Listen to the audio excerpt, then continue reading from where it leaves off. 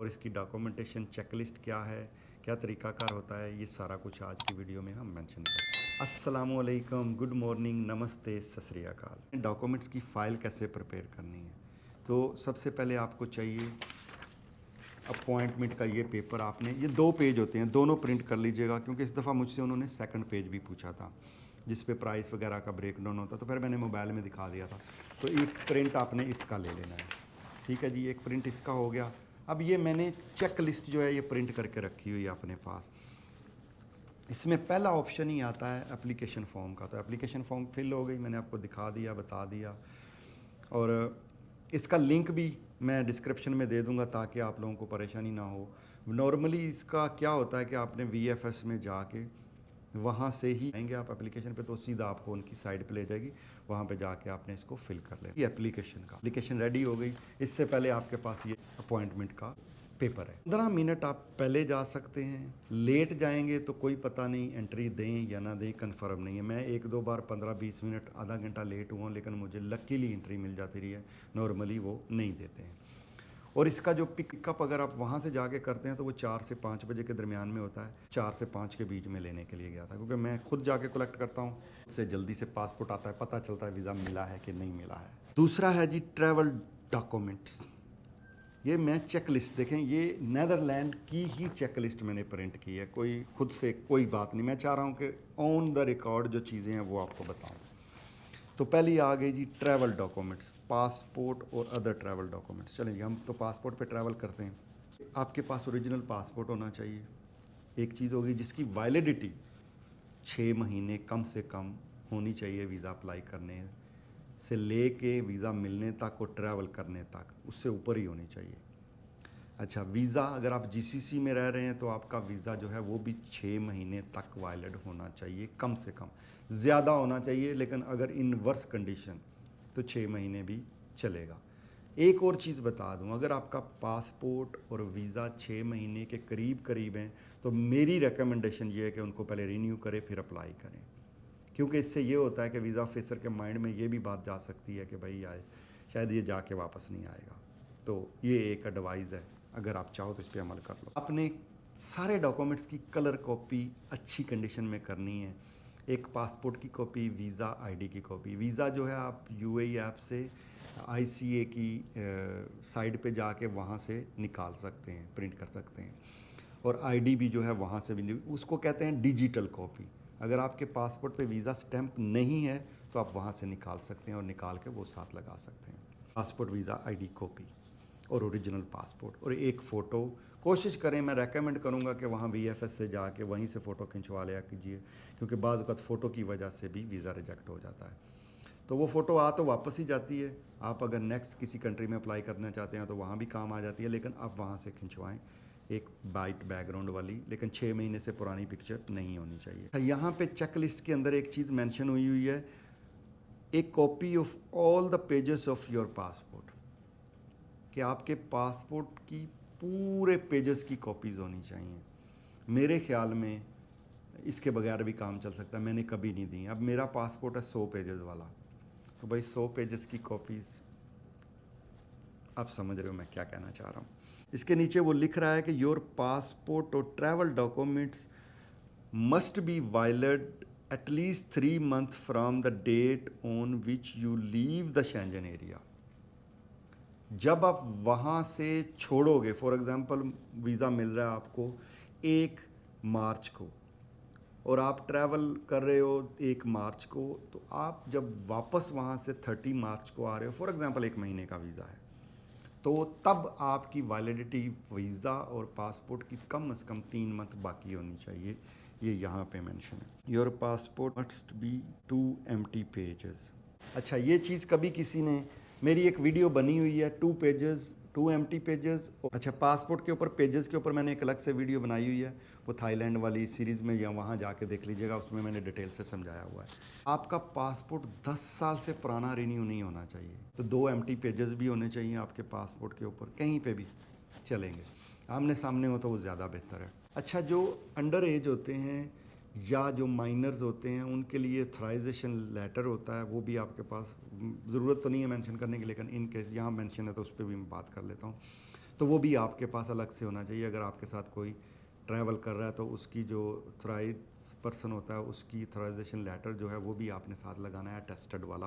Attestation क्या होती है कि फॉर एग्जांपल मैं दुबई में रह रहा हूँ, मैं पाकिस्तान से हूँ या ऑथराइजेशन लेटर पाकिस्तान से है, तो वहाँ से फॉरेन अफेयर और वहाँ जिस कंट्री के लिए आप अप्लाई कर रहे हैं उसकी एम्बेसी यानी यूएई की एम्बेसी, और फिर यहाँ के यूएई के फॉरेन अफेयर से अटेस्ट करवा के आप साथ सबमिट करेंगे। उसका तरीकाकार ये होता है। तो अगर कोई यहाँ पे रह रहा है तो वो ऑथराइजेशन लेटर यहाँ से बनेगा, फिर वहाँ से आपकी कॉन्सुलेट से अटेस्ट होगा, फिर फॉरेन अफेयर से, और फिर जो है आप उसको सबमिट कर सकते हो। तो ये टॉपिक है अलग से।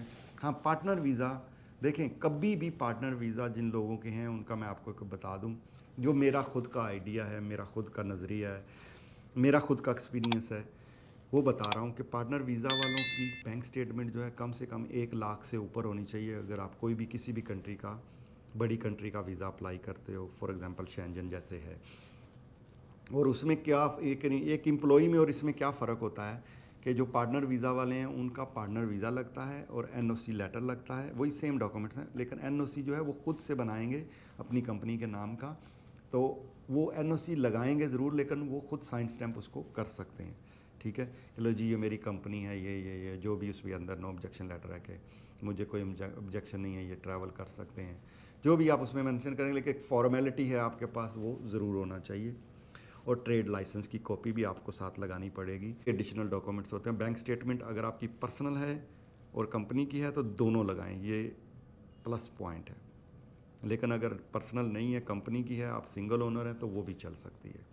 अच्छा, यहाँ पे ये एक चीज़ और मेंशन की हुई है कि जब आप उनकी जगह छोड़ेंगे तो यूएई का वीज़ा 3 महीने से ऊपर वैलिड होना चाहिए जब आप वहाँ से आ रहे हैं। तो इस चीज़ को, इस पॉइंट को माइंड में रखें कि फॉर एग्ज़ाम्पल आज आप ट्रैवल कर रहे हैं, 1 महीने के बाद आप वापस आएंगे, तो तब 3 महीने आपका यहाँ का यूएई का वीज़ा या जिस कंट्री का उसका वीज़ा वैलिड होना चाहिए। उन्होंने ये भी लिखा हुआ है अगले पॉइंट पे कि आपकी जो एमिरेट्स आईडी है वो भी 3 महीने वैलिड होनी चाहिए जब आप उनकी कंट्री छोड़ेंगे, क्योंकि कुछ कंट्रीज़ में क्या होता है कि वीज़ा और आईडी की डेट्स अलग होती हैं, तो इसलिए उन्होंने ये मेंशन किया हुआ है कि जो उनकी नीदरलैंड की पासपोर्ट की साइज़ की तस्वीर होनी चाहिए। इसलिए मैं रेकमेंड करता हूँ कि जब भी आप वीज़ा के लिए जाओ तो फ़ोटो वहाँ से खिंचवा सकते हो आप। वो 6 मंथ से ज़्यादा पुरानी नहीं होनी चाहिए और वाइट बैकग्राउंड होनी चाहिए।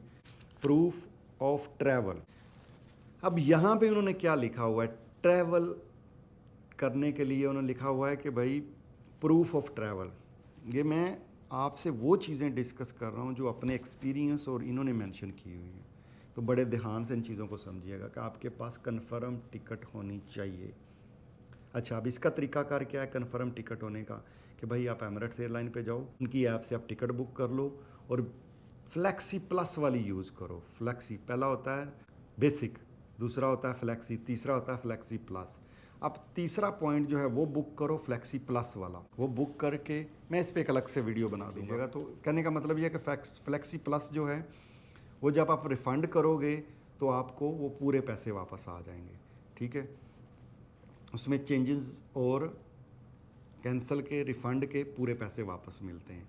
ठीक है, इन्होंने मेंशन किया हुआ है कि टिकट की रिजर्वेशन करो, ट्रैवल प्रूफ, और अगर आपका वीज़ा रिफ्यूज़ हो जाता है तो आप उसको कैंसिल कर सको।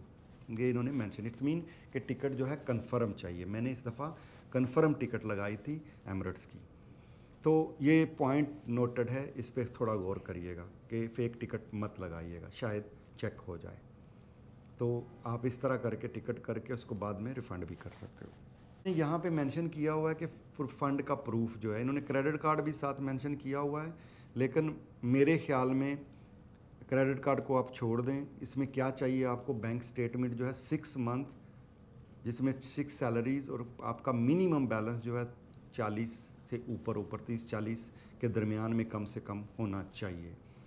और आपका जो प्लान है वो मेरे ख्याल में 6-7 दिन से ना कम हो तो ना ज़्यादा हो, इतना होना चाहिए। ये एक फेवरेट, अगर ज़्यादा है तो बहुत ज़्यादा अच्छा है। तो ये जो बैंक स्टेटमेंट है वो 6 महीने की बैंक से स्टैंप होनी चाहिए, आप ऑनलाइन नहीं लगा सकते। और नीचे उन्होंने ये लिखा हुआ है कि आपकी बैंक स्टेट में इतना बैलेंस ज़रूर शो हो कि आप वो सारे खर्चे बर्दाश्त कर सकते हो इस ट्रिप को कवर करने के लिए। इट्स मीन कि अगर आपका 10,000 रुपया ख़र्चा आ रहा है आपके ट्रिप पे, तो तो आपके अकाउंट में कम से कम 30-40 2-3% ज़्यादा होने चाहिए ताकि वो आपको वीज़ा दे दें। हवा NOC लेटर ओरिजिनल जो है आपने साथ लगाना होता है, जो आपकी कंपनी आपको देगी। उसमें मेंशन होता है कि आप कितनी देर से वहाँ काम कर रहे हैं, आपकी सैलरी कितनी है और आपको छुट्टी कितनी मिली है, और उनको कोई ऑब्जेक्शन नहीं है, आप इस कंट्री के लिए ट्रैवल कर सकते हैं। ये NOC लेटर के बारे में। कि अगर आप सेल्फ एम्प्लॉयड हैं, मैं पहले बता चुका हूँ पार्टनर के बारे में, इसमें आपको क्या चाहिए, वैलिड ओरिजिनल ट्रेड लाइसेंस आपने साथ लगाना है, होटल रिजर्वेशन लगानी है, जहाँ जहाँ आपने रुकना है, जितने दिन रुकना है वो लगानी है। और जो सबसे ज़्यादा ज़रूरी है, ट्रैवल इंश्योरेंस। कभी भी फेक ट्रैवल इंश्योरेंस ना लगाएं।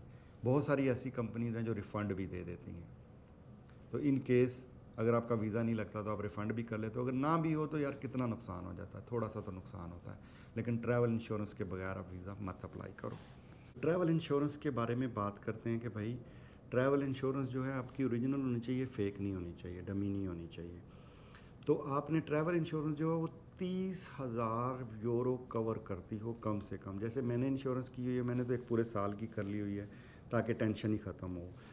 तो उससे क्या होता है कि अगर आपकी 1 ईयर की ट्रैवल इंश्योरेंस है तो उसमें आपको ये बेनिफिट मिल सकता है कि वीज़ा लंबा भी मिल सकता है। अभी नीदरलैंड में मुझे उन्होंने तकरीबन 1 महीने से ऊपर का टाइम दिया है ट्रैवलिंग के लिए, तो उस लंबी इंश्योरेंस का ये भी फ़ायदा हो जाता है।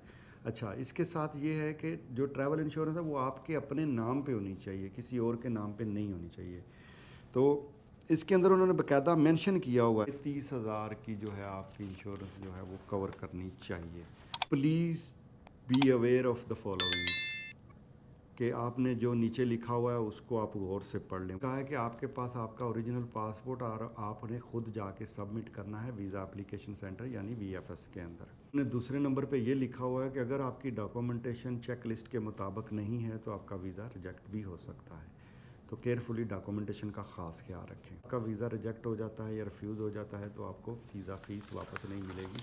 तो ये थी भाई check list of Netherland, kingdom of the Netherland. ये देख लीजिए, मैं कोई ख़ुद से नहीं, जो भी चीज़ें मैंने आपको बताई हैं दिखाई हैं वो चेक लिस्ट के मुताबिक दिखाई और बताई हैं। इसमें अगर कोई एडिशनल डॉक्यूमेंट्स मैंने लगाया था तो वो थी मेरी ड्राइविंग लाइसेंस और कार का जो रजिस्ट्रेशन कार्ड होता है, मुल्किया होता है, वो लगाया था। ये ड्राइविंग लाइसेंस लगाने का मकसद सिर्फ इतना था कि उनको बता सकूं कि भाई UAE में मैं इतने सालों से रह रहा हूं, दैट्स इट। वरना इसका कोई प्लस पॉइंट या कोई negative point I don't think so. और इसके साथ मैंने एडिशनल क्या लगाया था, अपना लास्ट जर्मनी का जो वीज़ा मुझे मिला था उसकी कॉपी साथ लगाई थी। कोई ट्रैवल हिस्ट्री साथ मैंने इस दफ़ा नहीं लगाई, 1 वीज़ा ओनली। जब आप एक बार आपको यूरोप का वीज़ा या शेंजन का वीज़ा मिल जाता है तो वो एक ही वीज़ा काफ़ी होता है, ज़्यादा वीज़े साथ लगाने की ज़रूरत नहीं।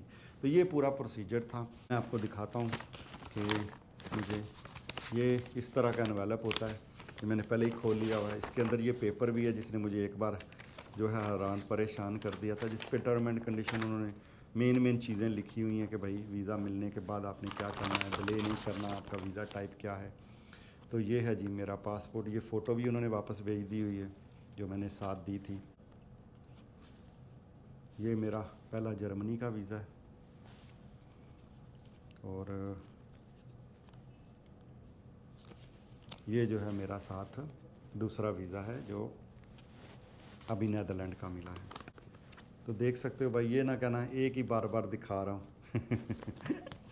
तो खैर चलें, आज की वीडियो को यहीं ख़त्म करते हैं। दुआओं में याद रखिएगा। मिलते हैं अगली इन्फॉर्मेटिव वीडियो में जो मैं बनाने वाला हूँ। ट्रैवल इंश्योरेंस के बारे में आपको बताऊँगा भी और दिखाऊँगा भी। तो चैनल को सब्सक्राइब कर लीजिए। दुआओं में याद रखिएगा। अल्लाह हाफिज़, लव यू।